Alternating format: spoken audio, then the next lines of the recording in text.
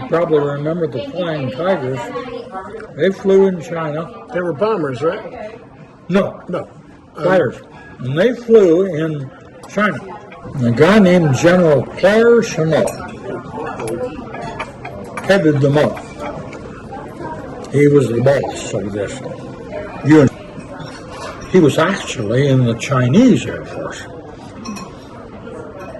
as a general. He had retired from the United States Army Air Corps as a colonel. And I'm here to tell you, the United States Army was so happy to see him go away. You can't even imagine. They finally made life so pleasant for him as a colonel that he finally said, I quit. And so things were heating up in China because the Japanese had attacked. Right. The rape of Nanking and all that. Oh, yeah. Well, and some of the things they did was horrible. It was hardly even worth discussing. But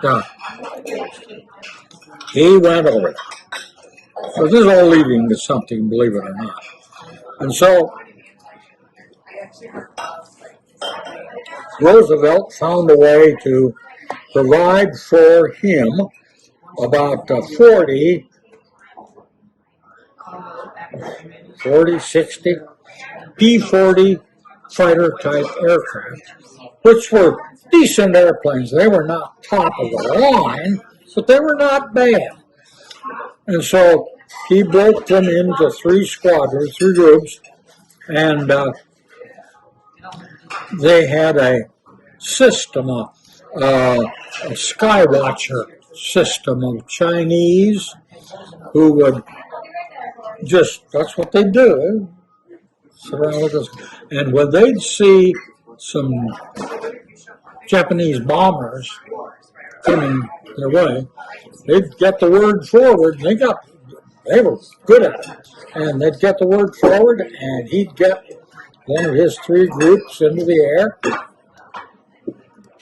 And Japanese bombers, twin engine, would be met by Chanel's Flying Tigers. And they were tough. Now, they were all volunteers, and they were all offered the opportunity to resign from the Navy or the Air Corps, either one, as pilots, and go over there to China, and they would sign contracts with the Chinese, and they got paid about double what they got paid in the United States if they were on active duty with the United States. They got paid about double, maybe even triple that. Plus, they got a bounty of $500 or $600 every time they shot down a Japanese airplane. So they really had a chance to earn some real dough. And a lot of these guys were real hot-shot guys, and they thought the idea of going and fighting it out with the Japanese, boy, they loved that. They thought that was great. And they did well. But they also ran into the Japanese A6M, Mitsubishi A6M Zero fighter. Well, for our first 2 years of World War II, the Zero had it all over anything we had. And so, but in the Flying Tiger days, the Claire Chanel got reports from all his guys who would come back from being in combat, and they could tell him, they would tell him all about this Zero fighter. And he sat down and even though he was no longer part of the American military establishment, his heart was in the right place, and he would send all kinds of reports back to the United States and tell the United States Navy, tell all sorts of guys in the United States Air Establishment all about this fighter that the Japanese had, and gave the answer our guys came up with for Chenault was F you. There is no way in the world that any kind of an airplane could do the kind of stuff that you're talking about. It just ain't possible. Until after December 7th, we ran into this airplane, and now we're at war with these guys. And all of a sudden, our Navy looks around and says, basically, forgive me, but says, oh shit, this airplane is audacious. Look at what it can do, and we got to have a fighter that can match them, and oh, it's terrible, oh my God almighty. They panicked. When they went to Grumman, that was in those days building all kinds of airplanes for him, and said, do something. And Grumman, and there really was a Grumman, he said, okay, and he started, and they told him what the airplane had to do to match up with the Zero. Right. And so he put his guys to work on it, and he came up with the Grumman Hellcat, the F6FU. Okay. And instead of a 1,200 horsepower engine, it had a 2,000 horsepower engine. Bigger wings, was more maneuverable, it could go about 100 miles an hour faster. Oh, it just go on and on and on. And it really was a match. It was you. Here's the question. Were they not listening to Chanel because they didn't like him, or because they really didn't think what he was describing what the Japanese Zeros could do? Was it like the poison? They just didn't like the messenger, or they didn't believe the message? Okay. Both. Didn't like the message, and they damn sure didn't like the message. Okay. Put it together. Well, his reports found their way into file cabinet drawers, which they immediately locked up. Okay. You got to understand, the Bureau of Production in the Navy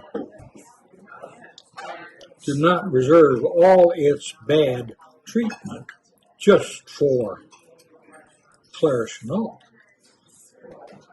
They reserved some of the bad treatment for our very own guys. Because during the 30s, we developed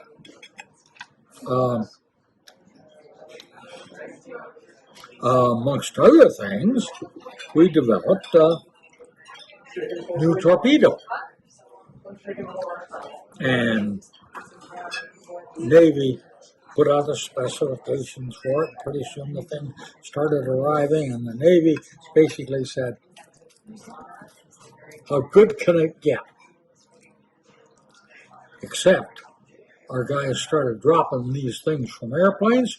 Our submarines started taking shots at the Japanese ships, both freighters and warships. Hey,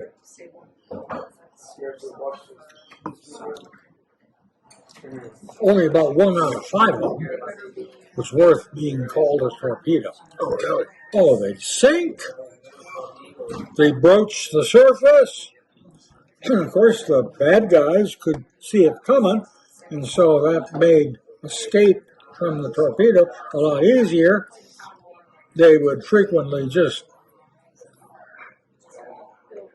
wander off into the water somewhere, never again to be seen. I'll be sitting at the bottom unexploded now. And, it was horrible. And so our guys, our submarine captains and over, obviously they start sending back some very unhappy reports.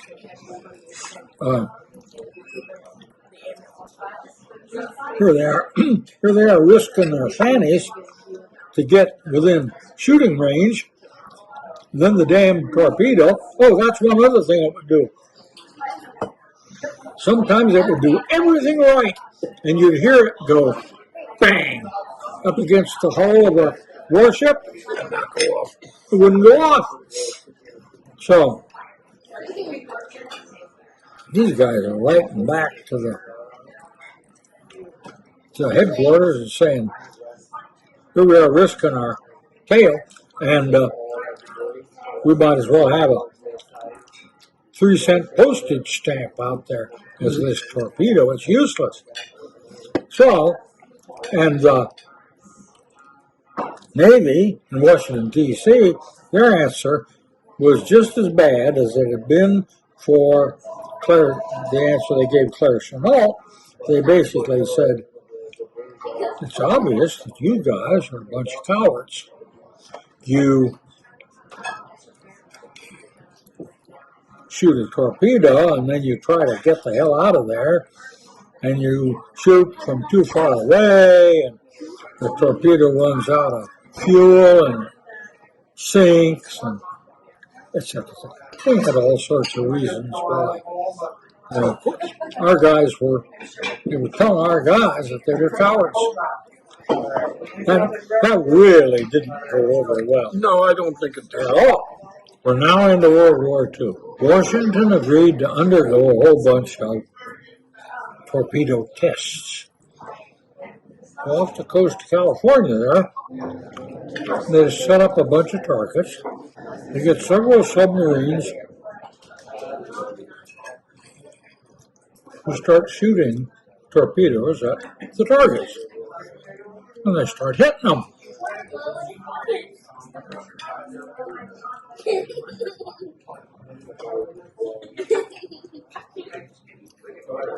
About 2 out of 5 are going off.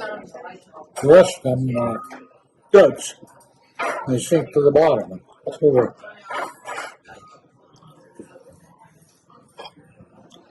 Navy finally had to admit that they had warehouses full of non-functional torpedoes. So, I don't know who was making torpedoes in those days, but whoever was building them, they put them to work, and they did indeed finally solve the problem.